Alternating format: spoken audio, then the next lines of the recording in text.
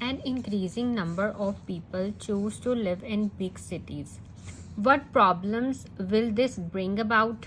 Should the government encourage people to live in small towns?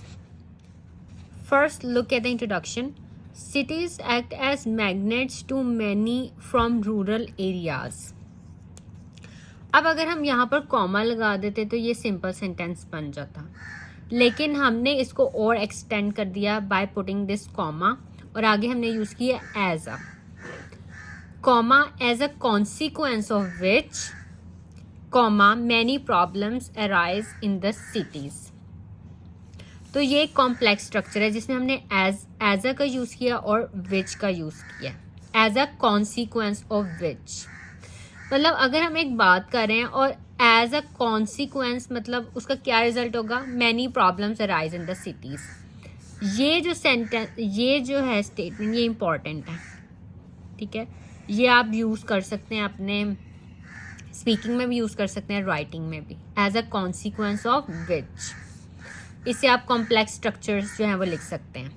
This ऐसे will discuss these problems and also give opinion on whether or not the government should encourage people to live in small towns. अगर हम this essay will discuss these problems के आगे comma put कर देते तो ये भी एक सिंपल सेंटेंस था, लेकिन हमें जो एसेज हैं हमारे राइटिंग में भी और स्पीकिंग में भी हमें कॉम्प्लेक्स स्ट्रक्चर्स यूज करने हैं. हमें थोड़ा एक्सटेंड करना पड़ता है, कॉज इफेक्ट, उसका रिजल्ट लिखना पड़ता है. तो इसकी वजह से हम ये जो इस तरह के वर्ड्स हैं as a, which, also, whether, इनको यूज करके हम जो है कॉम्प्लेक्स स्ट्रक्चर्स लिखते हैं. There are many negative consequences owing to rapid urbanisation in cities. ये सिंपल सेंटेंस है. A major problem is the pressure on the cities infrastructure. अब इस तरह की कोलोकेशंस है ना, इनको भी आप जहन में रखें. कोलोकेशंस की भी बहुत ज़्यादा इंपॉर्टेंस है राइटिंग में और स्पीकिंग में भी. ठीक है, कोलोकेशंस भी एग्जामिनर मेंशन करते हैं कि स्टूडेंट ने ये कोलोकेशंस जो हैं वो यूज़ किए हैं. For example, as more and more people crowd into cities. अब यहाँ पे भी हमने एज का भी यूज़ किया है और साथ मोर एंड मोर भी यूज़ किया. क्वेश्चन में था increasing, so instead of writing increasing means repeating, increasing we are writing more and more. More and more and increasing, these are synonyms. As more and more people crowd into cities, water delivery and sewage disposal systems are often found to be inadequate to cope with demand. Moreover, ठीक है, आपने इस तरह के words भी use करने हैं. moreover, furthermore, however, certainly. ठीक है. Moreover, unlicensed construction of dwellings usually leads to further problems for water and sewage systems. Roads and transport services also suffer when they are overused. अब कुछ students होते हैं वो सिर्फ सिंपल सेंटेंस लिखते हैं. वो अब जैसे roads and transport services also suffer, यहाँ पे भी हम कॉमा पुट कर सकते हैं, ये सिंपल सेंटेंस बन जाता, बट हमने व्हेन यूज़ किया, when they are over used. ठीक है, जैसे हमने यहाँ पे लिखा था as a consequence of which. ये जो विच है, वेदर है, ऑल्सो है, एज मोर एंड मोर है, व्हेन है, इनको यूज़ करके हम सेंटेंसेस को एक्सटेंड कर सकते हैं. As more and more people attempt to travel, the roads quickly become overcrowded and traffic slows. अब यहाँ पे भी कॉमा आ सकता, फुल स्टॉप आ सकता था, लेकिन हमने एंड यूज करके एक और इंफॉर्मेशन ऐड कर दी, एंड ट्रैफिक स्लोज.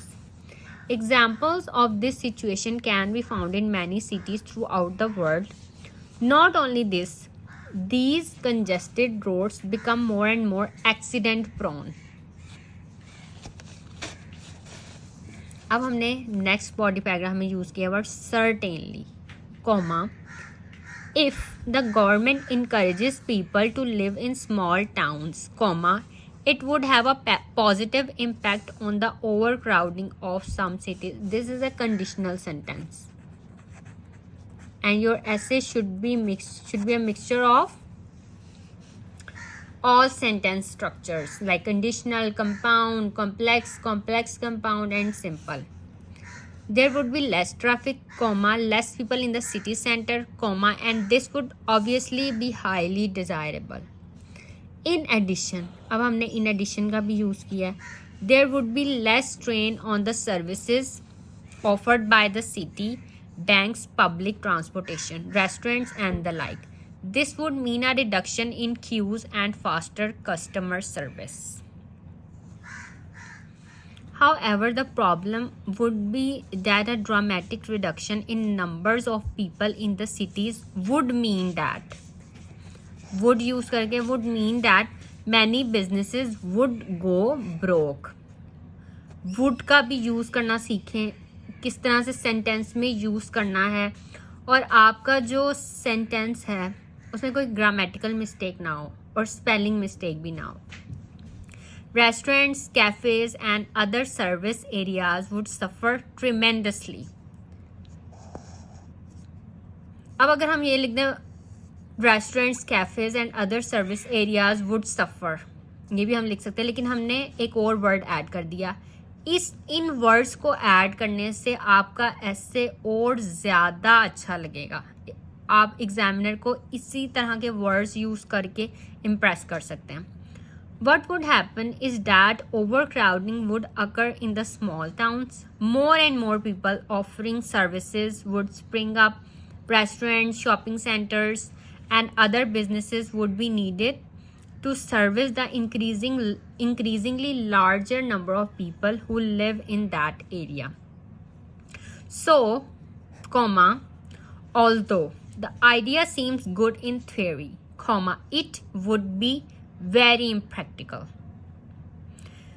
अब इस तरह के जो वर्ड है, सो हो गया, एज हो गया, ये आप अपने हर ऐसे में यूज़ कर सकते हैं. और स्पीकिंग में भी so, as more and more, moreover, however, certainly, in addition, ये वर्ड्स आपने यूज़ करने हैं.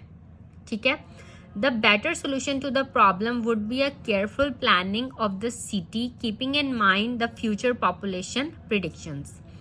Summing up, अब हम यूज़ करें because of migration of people from rural to urban areas, comma, many problems arise in cities, but the solution is not in encouraging people to live in small towns, comma, as this would be a short-sighted approach. अब ये पूरा एक sentence है, इसमें देखें कितने commerce हैं और हमने because of भी यूज़ किया, but भी यूज़ किया, as भी यूज़ किया. क्या आप इस तरह के सेंटेंस लिख सकते हैं? आपने इस तरह के सेंटेंस लिखने की प्रैक्टिस करनी है. ये जो है ये बैंड 9 सेंटेंस स्ट्रक्चर है. Okay, so that's all for this video. If you have any questions, you can ask me in comments.